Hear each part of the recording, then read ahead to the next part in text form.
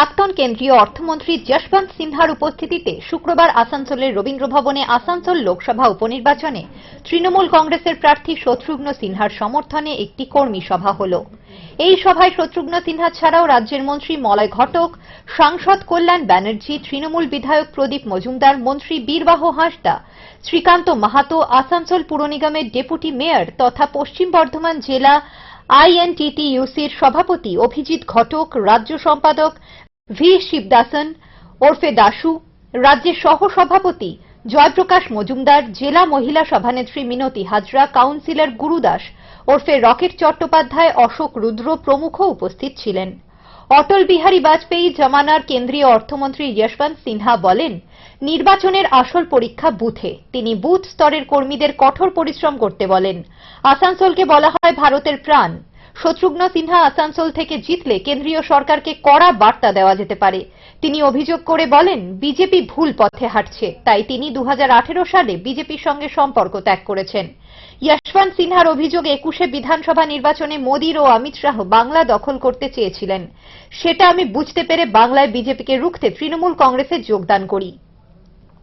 তিনি বলেন, হিন্দুত্বের সঙ্গে বিজেপির কোনো সম্পর্ক নেই, তারা শুধু ক্ষমতা চায়। শত্রুঘ্ন সিনহা যখন সংসদে গর্জে উঠবেন তখন মোদী ও অমিত শাহ নামের দুই গুজরাটির হৃদয় কেঁপে উঠবে। তিনি দাবি করেন, শত্রুঘ্ন সিনহা মাত্র 2 বছরের জন্য আসানসোলে আসেননি, তিনি আসানসোল থেকে আসানসোলের জন্য কাজ করবেন। তিনি অভিযোগ করেন যে দেশের শিল্প সংস্থাগুলি নরেন্দ্র মোদী ও অমিত শাহের এটিএম হিসেবে কাজ করে, সে কারণেই দেশের সবকিছু দুজনকে দেওয়া হচ্ছে। আসানসোল থেকে তৃণমূলের জয় মানে মমতা বন্দ্যোপাধ্যায়ের জয়।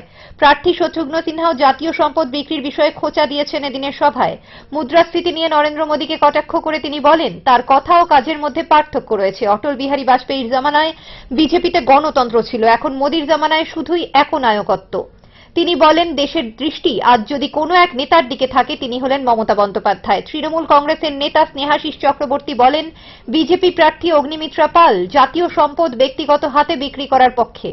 এমন প্রার্থীর হাতে আসানসোলের লাগাম দেওয়া বিপজ্জনক হবে। শনিবার আসানসোলে একটি পদযাত্রা হবে, সেখানে শত্রুঘ্ন সিনহার সমর্থনে অভিষেক বন্দ্যোপাধ্যায় যোগ দেবেন। প্রচারের শেষ দিন রবিবার আসানসোল পুর নিগমের প্রতিটি ওয়ার্ড ও ব্লকে একযোগে র্যালি বের করা হবে। ভোটের শত্রুঘ্ন সিনহার জয় নিশ্চিত করার জন্য তিনি দলের কর্মীদের কাছে কোমর বেঁধে মাঠে নামার আবেদন করেন তৃণমূলের নেতৃত্ব। तो न केवल लोकसभा में, न केवल दिल्ली में, बल्कि पूरे भारत में उसका असर दिखेगा। और इसलिए मुझे व्यक्तिगत रूप से बहुत खुशी हुई जब मैंने देखा कि ममता जी ने ट्वीट कर हम सब लोगों को जानकारी दी कि वो अपनी पार्टी से यहां शत्रुघ्न सिन्हा को उम्मीदवार बना है।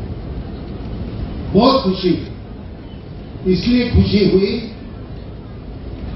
कि अचानक आसनसोल के उपचुनाव का महत्व बढ़ गया। पूरे देश में लोग इस तरफ देखने लगे। और जैसा मैं आपसे कह रहा था कि आसनसोल को ही नहीं बचाना है, बल्कि भारत के सोल को भी बचाना है, उसकी आत्मा को बचाना है। यह आपके ऊपर है।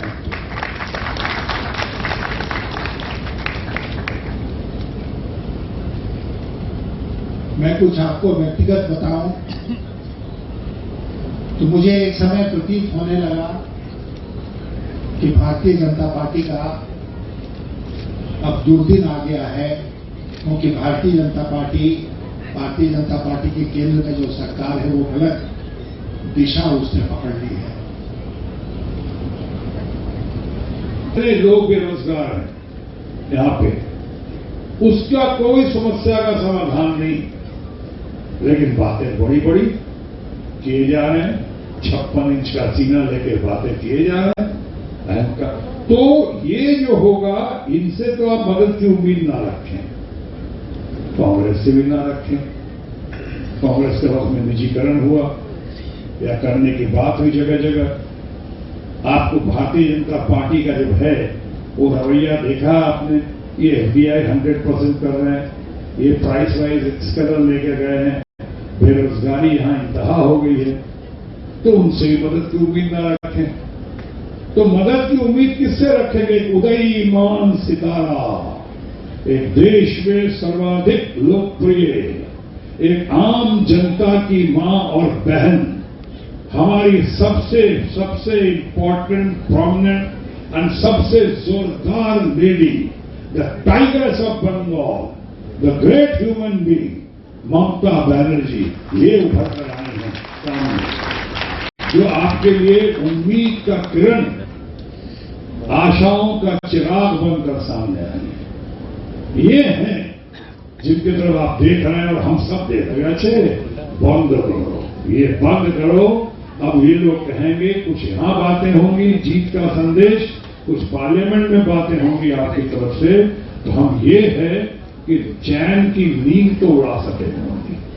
उनको ऐसी कोई हरकत करने से पहले 100 बार और सोचना पड़ेगा। और यहां साफ लगेगा कि जनता इधर से आ रही है सामने, जनता एकजुट है।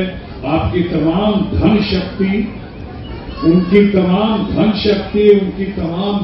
तमाम man power, money power, gun power, खून पावर, जिसका जवाब बंगाल में भी हाल ही में ममता बनर्जी जी इंजर्ड होने के बावजूद जो व्हील चेयर पे चलते खड़ा होके का नारा देके ऐसा खेल किया, ऐसा खेला किया कि धूल चढ़ा दिया है कि को और बीजेपी को।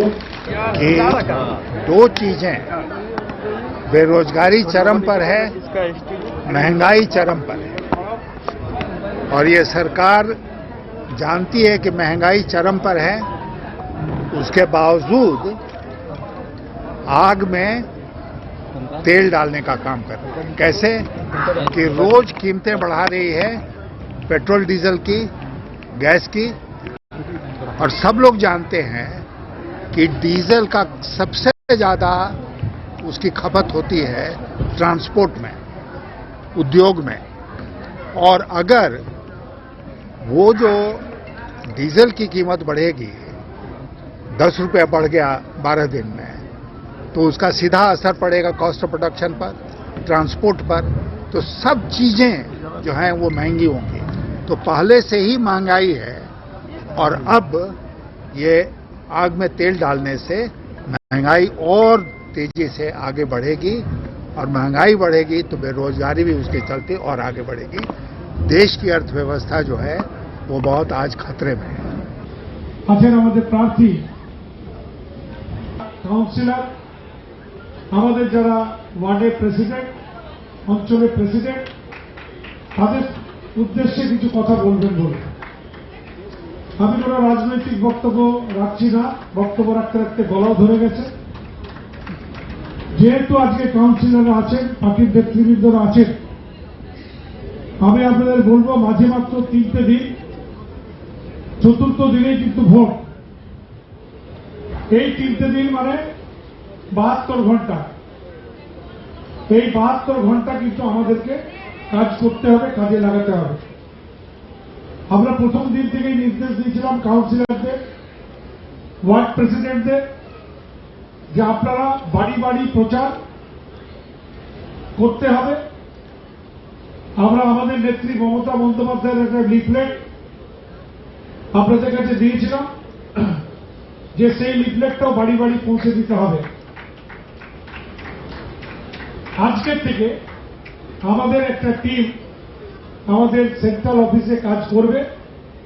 তারা বিভিন্ন ওয়ার্ডের বিভিন্ন পাড়ায় ফোন করবে এবং তারা ফিডব্যাক নেবে সেই লিফলেটগুলো পৌঁছেছে কিনা এবং কাউন্সিলররা বাড়ি বাড়ি গেছে কিনা। যে কাউন্সিলররা বাড়ি বাড়ি যাননি, আমরা হয়তো রাতে কিছু কাউন্সিলরের খবর পাবো, তাদের সাথে যোগাযোগ করব। সন্তোষ মণ্ডলের রিপোর্ট, তারা নিউজ, আসানসোল।